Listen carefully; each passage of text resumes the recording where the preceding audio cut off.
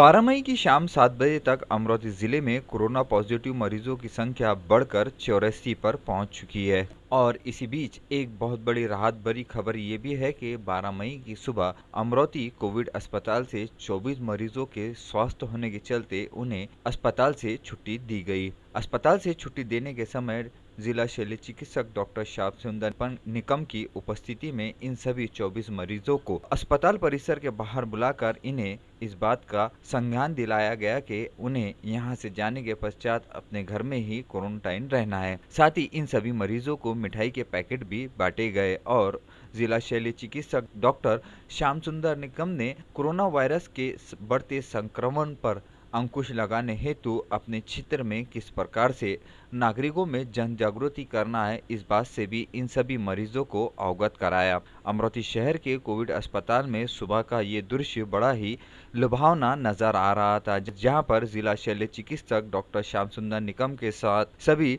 Doctors, nurses, सफाई कर्मचारी भी इन मरीजों को विदा करने हेतु अस्पताल परिसर के बाहर खड़े हुए नजर आ रहे और साथ ही स्वस्थ हुए मरीजों के चेहरे पर भी एक चमकदार रौनक नजर आ रही थी कि बीते कई दिनों से अस्पताल परिसर में अकेले रहने के चलते अपने परिवार वालों से न मिलना ये एक बहुत बड़ी बात थी। लेकिन आज छुट्टी होने के चलते अब ये अपने परिवार वालों के पास, अपनों के पास लौटेंगे और सभी मरीजों को अमरावती कोविड अस्पताल से उनके घरों के लिए रवाना किया गया। कोविड अस्पताल से 12 मई तक कुल 45 मरीज स्वस्थ होकर अपने घरों के लिए रवाना हो चुके हैं। कोरोना वायरस के बढ़ते संक्रमण के चलते लॉकडाउन के चलते नागरिकों पर दोहरी मार पड़ रही है। पहली मार लॉकडाउन के चलते व्यापार व्यवसाय बंद, तो दूसरी मार संक्रमण के बढ़ने के चलते कंटेनमेंट जोन और बफर जोन के क्षेत्रवासी कहीं आ जा नहीं सकते। इस बात पर गौर करते हुए अमरावती शहर पुलिस आयुक्तालय के पुलिस आयुक्त संजय बाविस्कर और वरिष्ठ अधिकारी कर्मचारियों ने कंटेनमेंट जोन के अति गरजू व्यक्तियों के लिए स्वयं के निजी पैसों से अनाज की किट का वितरण किया। इस किट के माध्यम से कंटेनमेंट जोन के अति गरीब व्यक्तियों को ये किट बांटी गई। किट वितरण के समय सभी पुलिस के आला अधिकारी एवं मुस्लिम बहुल क्षेत्र के सभी धर्मगुरु भी नजर आए। पुलिस आयुक्त संजय बाविस्कर का कहना है कि यह काम हम किसी प्रसिद्धि के लिए न करते हुए केवल और केवल एक छोटा सा मदद का जरिया बन रहे हैं। कंटेनमेंट जोन में रहने वाले नागरिक रोज कमाकर अपना गुजर बसर करते थे और ऐसे समय में वो अपने क्षेत्र से बाहर भी नहीं निकल पा रहे हैं। यह उन पर दोहरी मार पड़ रही है। इसी दोहरी मार को कुछ हद तक कम करने के लिए हमने इस किट में 15 दिनों का राशन पैक किया है, जिसके चलते यह नागरिक कम से कम अपने घर में रहकर स्वयं को सुरक्षित रखकर 15 दिनों तक अपने घर में ही भोजन कर पाएंगे। इस कार्य के लिए पुलिस आयुक्त संजय बाविस्कर ने सभी वरिष्ठ पुलिस अधिकारी एवं कर्मचारियों का आभार व्यक्त किया, तो वहीं मुस्लिम धर्मगुरुओं का भी इस बात के लिए आभार व्यक्त किया कि कोरोना वायरस के बढ़ते संक्रमण पर यह सभी धर्मगुरु क्षेत्र के विभिन्न इलाकों में जन जागृति और प्रशासन की मदद के लिए 24 घंटे कार्य करते हुए नजर आ रहे हैं। तो आइए करते हैं पुलिस आयुक्त संजय बाविस्कर से मुलाकात। हम कंटेनमेंट एरिया में रहने वाले जो लोग सुबह से काम करके शाम तक काम करके जो कुछ मिलता है उस पर जिनका गुजारा होता है, जिनकी परिस्थिति बिल्कुल ही नहीं है कि कुछ खा सके, कंटेनमेंट एरिया से बाहर जाके उनको कुछ लेना भी होगा, उसमें दो कठिनाई है। एक तो खिसे में पैसे नहीं है और पैसे है भी तो कंटेनमेंट में से बाहर जाके क्या खरीदे। ये असुविधा, ये प्रॉब्लम देखे हम आला पुलिस ऑफिसर्स ने और कर्मचारियों ने ये पक्का किया कि इनमें से कुछ लोगों को हमसे जितना हो सके उतनी मदद करने की इच्छा। ये कोई सरकारी मदद नहीं है, हमने हमारे हिस्से में से कंट्रीब्यूशन करने से किया हुआ काम है। इसमें 5 किलो चावल है, 5 किलो आटा है, 1 किलो तूर की दाल है, मीट, मिर्ची, नमक से लेके हर चीज, जहां कंटेनमेंट एरिया में उनका 15 दिन आराम से गुजारा हो सकता है। पका पकाया खाना खाके एक दिन का पेट भर सकता है, एक समय का पेट भर सकता है। इसलिए हमने वो खाना पका पकाया का आइडिया जो था वो हमने कैंसिल कर दिया। और ये अगर सामान वहां पहुंचता है तो एक फैमिली आराम से 8-10 दिन 15 दिन फैमिली के मेंबर के साइज के उपलब्ध में अवलंबन है।